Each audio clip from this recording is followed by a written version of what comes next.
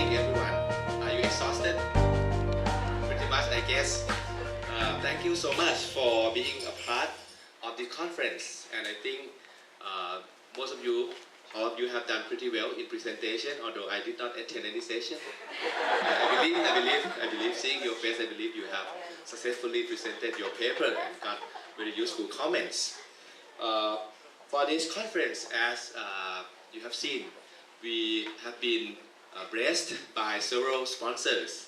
Japan Foundations, the largest sponsors, Toshiba International Foundation, and also Mitsui NUS Japanese Studies in Southeast Asia Endowment Fund, which mostly sponsored student participant, and I think student participant get the waiver for accommodation, for registrations, and students from ASEAN country can also get reimbursement for your travel expenses. Let's thanks the NUS and Mitsui Fund. Hendrik is the head of the Japanese Study Department. Hendrik, please stand up.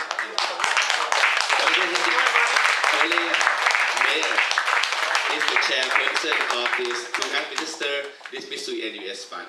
You should be nice to him. You should be nice to him. All right, and let me give you a number of our participants. At the time of paper submission, there were 68 papers. About 21 students submitted, and the remaining 59 persons are professor, researcher, independent academics, and also some professionals. So we got 68 articles at the time of submissions. However, in reality, they came not too much decreasing. I mean, we got 61 paper. Only 7 paper who did not come. So we got totally 61 paper. For presenter here we have 66 persons because some paper are co-authored by more than one author. For presenter, we have multinational presenter here, but this categorized by institutions, not by nationality, by institutions. 22 presenter from Japanese institutions, 10 from Thailand, 5 from Indonesia, 18 from the Philippines, 2 from Germany, 2 from India, 6 from Singapore, and 1 from Malaysia. I think as far as Japanese study is concerned, I think Philippine presenter, I would like to give a big hand to Philippine presenter because you are so cooperative. You are so eager to come to present paper. And for Japanese study, of course, they have to study about Japan. Yeah, Japan. I admire their coming, attending as well. Okay. Then the next thing I would like to talk about is the proceedings. Your paper, how it would be taken care of. Generally, our JSA ASEAN Steering Committee agree upon the principle of e-proceedings. We do not have much budget to produce hard copy proceedings. That somehow might deter some people who really get the hard copy, but I think e-proceeding is also good enough. We encourage you to develop the paper into journal publication later on. And for e-proceeding, now you have submitted the paper. I think most of you have, but I think we would give you 1 month more if you would like to incorporate more idea, if you would like to do some cosmetic, if you would like to make it a little bit better paper by January 15th, because it's Christmas and holiday season, so you don't have much time to do so. So if you would like to amend something, you can resubmit the paper by January 15th. My deputy director will send you email about the deadline, so that you might consider resubmit the paper again, so that you make you look better, because that should be recorded for a very long time. We have discussed among the JSA ASEAN Committee member this morning that we would like to have the e-proceeding existed as long as possible, not only a few years, but can be the record, can be archived, that anybody can get access to and refer to, so that give you an incentive to a little bit adjust your paper as best as you can. But that paper, you should consider them as a working paper. You have the good, the best paper that you can send to us in 1 month, and then we encourage you to develop that paper into a better paper, so that you can get it published in some journal. So this conference paper, you can consider it like a working paper, but still you would like to make it look good, right? Because it keeps in the record. But after that, please try to get it published. That means you cannot have completely the same contents to get published, because this has been as a working paper. It should not be good enough to be published in a very good journal. You get my point? It's a working paper level. You should top up, get it published in recognized journal. And in fact, at our Institute of East Asian Studies, we have 2 journals. One is the Journal of Japanese Studies, which accepts paper in Thai, of course, in Japanese. Thai and Japanese can be published in our Journal of Japanese Studies. I think our local organizing committee will also select good paper from this conference, and we will approach you if you like to get it published in our journal. One journal of Japanese Study, published Thai article and Japanese article, Japanese language article, written in Japanese. Another one, we also have Journal of East Asian Study for English article. For those who wrote in English, if we think it's very interesting and fit our theme of journal, we will approach you if you like to get published for our journal. Is there anybody interested to get published in our journal here? Nobody. Maybe. Anybody, could you please get the copy later on the show? Anybody? No? To get the copy of our journal? Okay. And that is about the journal article and your e-proceeding. Okay. Then, the next point I would like to talk about is that our steering committee has a meeting this morning, and we discussed a lot of things. And I would like to thank all the steering committee who dedicate themselves and come to this event. Some just came only 1 day, like yesterday, Professor Nasruddin from University of Malaya. He came only 1 day and he left. Before that, he just came back from Europe. How committed the committee is. And then Professor Henrik also came from Japan this morning, and he's still alive. He's still very lively. He's still awake. So can you join me to give a big hand to thank the steering committee?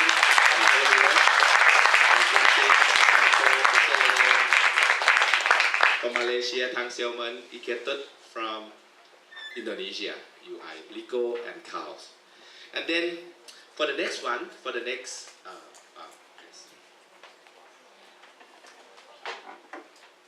So we have two journals. This one IJEAS, International Journal of East Asian Studies, and also Japanese Study Journal. Japanese Studies Journal. This Thai or Japanese. This one English. Okay, and maybe we laid out a few copies so that they can take a look. All right, next, last one. I think you may be you may want to know where would be our next venue. Okay, so we have decided that in 2017, not 2016, early in the year, January, we're gonna have JSA, the 5th JSA conference in Manila, in the Philippines. And then 2 years later, we're gonna have it in Indonesia, probably Jakarta or Bali, maybe Bali better. But think about Bali. And Philippines, why not Cebu Island? Okay, anyhow, I would like to invite Professor Rico Jose and Professor Kao Zheng Chua. I would like to pass to you. We don't have the flag yet. We should have a flag to show the logo so that I can pass to the next host. But now let me invite Professor Rico and Professor Kao to say a few words about the next JSA ASEAN Conference.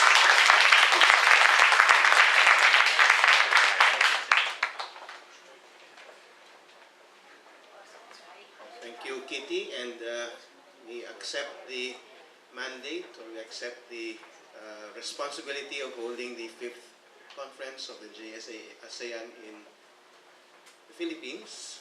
We'll consider whether options we have, but we do welcome all of you to come, please, and of course it will be as it was here, in Japanese, in English. We welcome papers, and we hope to see many of you, and maybe more of you, in the Philippines.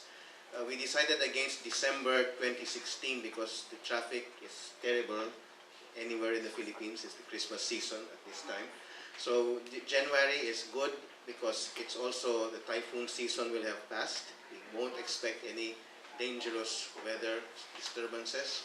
So it's a nice time of the year. It's cool, and people are generally more relaxed after the Christmas stress. So we welcome you to the 5th conference in the Philippines. And maybe for any additional details, I'd like to pass it on to Carl, our newly accepted member of the steering committee. Thank you. First of all, thank you for everyone for coming. But one thing that we'd like to emphasize in JSA ASEAN is that we emphasize the participation of young scholars. And while we haven't started our advertisements yet for JSA ASEAN, I would implore to all the young scholars that are here to talk about this organization, to also, and even to our Japanese friends as well. 日本語で発表できる国際会議で宣伝してください。The idea here is that it's not just for Southeast Asian scholars in that are already established, but especially to create networks for the young. And the young who travel so much, please talk about this conference. And we welcome, and we will still make plans. Keep us in mind, and we will make the announcements about the next JSA ASEAN soon. Thank you.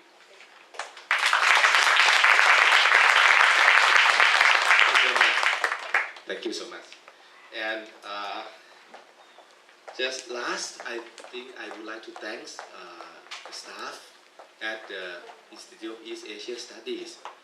Okay, all the people who work with me to make this event possible, starting from my Deputy Director for Research, Academic and Research, Dr. Kai. He will be the one who take care about paper, about proposal. He will send you the email about the deadline for your paper submission, last paper submission. And then Deputy Director, Professor Apinan Pongmetakun.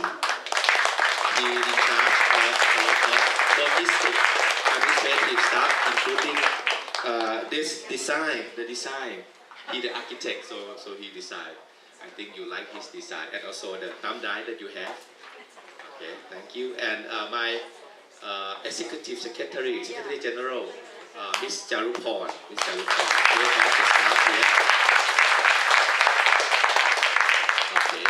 Thank you so much, and all the staff. I think if there is any mistake, anything that you feel inconvenient, please, I apologize for that kind of thing. We intend to make the best conference we can, but sometimes we also have to learn and develop. And I hope you at least enjoy and learn from this conference. And really last, before I close, the next is gonna be the instruction and explanation about tomorrow highlight, the excursion trip, another highlight of this conference. So may now I call the close to the 4th JSA ASEAN 2014. Thank you so much for everyone.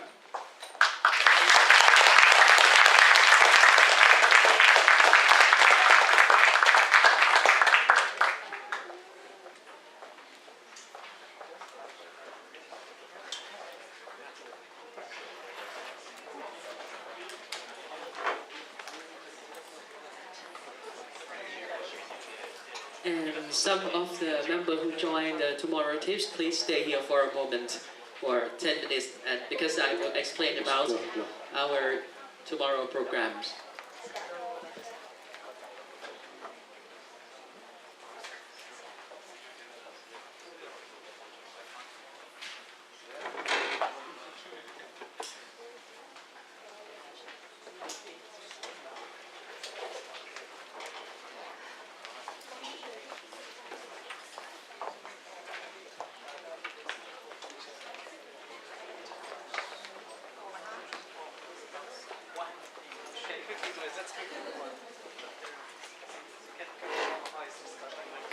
Okay.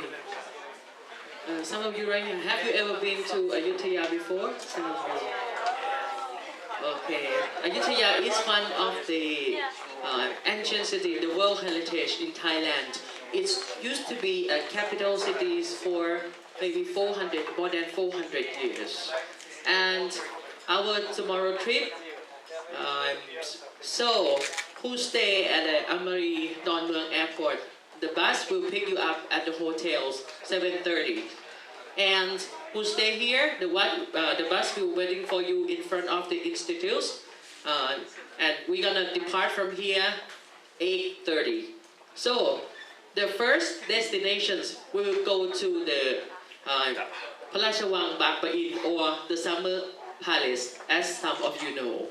The Summer Palace is is built by King Prasad Thong, but the biggest renovate times is renovated by King Rama IV, and the biggest is renovated once again by King Chulalongkorn. And in this place, you will see the architects. It is mixed between the European style, Chinese style, and Thai style. After we finish from the Summer Palace, we will take you to see Japanese village. The Japanese village is situated in Ayutthaya period because some of Japanese work for the royal families during Ayutthaya period. So, and you can, right here, there's too many things that's explained by Japanese language. And after that, we'll move you to Wat Panang Cheng. And right here, the Lord Buddha that you have seen on the screen. This one, the name in Chinese is Sampo Gong. Because somebody believed that the name Panang Cheng is one of the names of the princess from, not the name, but some of the princess, the Chinese emperor, they say that princess to get married with some of Ayutthaya prince, but somebody say the Ayutthaya prince, they forgot to invite this princess to the palace. Finally, the princess suicide herself. And Panang Cheng, that means invitation. So, and the next, we're gonna have lunch at Ruan Thai Siam restaurants. Is this place is one of the beautiful restaurants in Ayutthaya.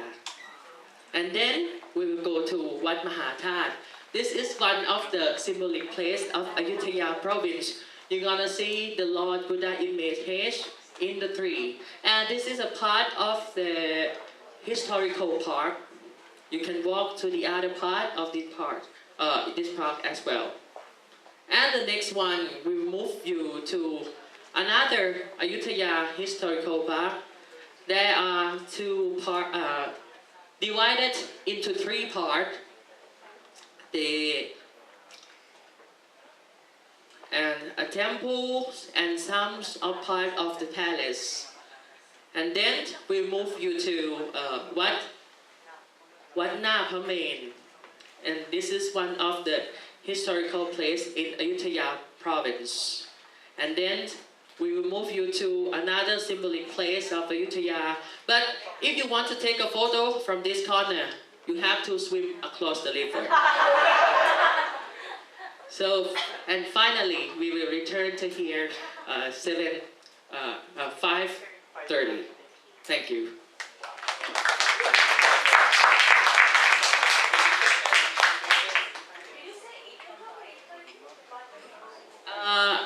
The bus will waiting for you right here from 8, and we will depart from here 8:30.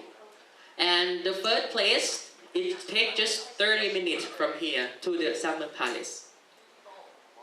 Not too far. Right. From here to Ayutthaya, it's just 40 minutes. Not too far. Any more questions? Okay, thank you for your time. Thank you so much. Oh, and tomorrow, the Summer Palace, they not allow you to wear the pants or the shorts. You should wear the long.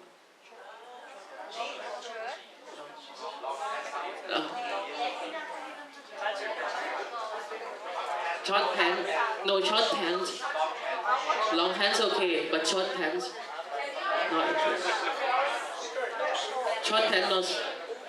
If you wear short pants, they not allow you to enter the palace.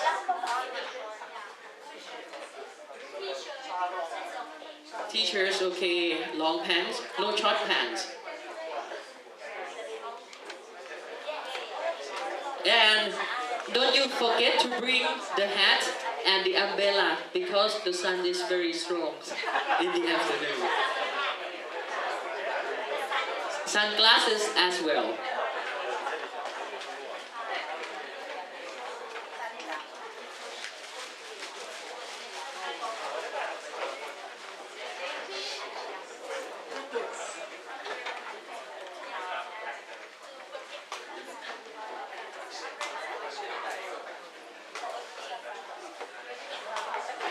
And from now, I wish some of you, if you go home, I wish you have a pleasant flight and see you in Philippines next year.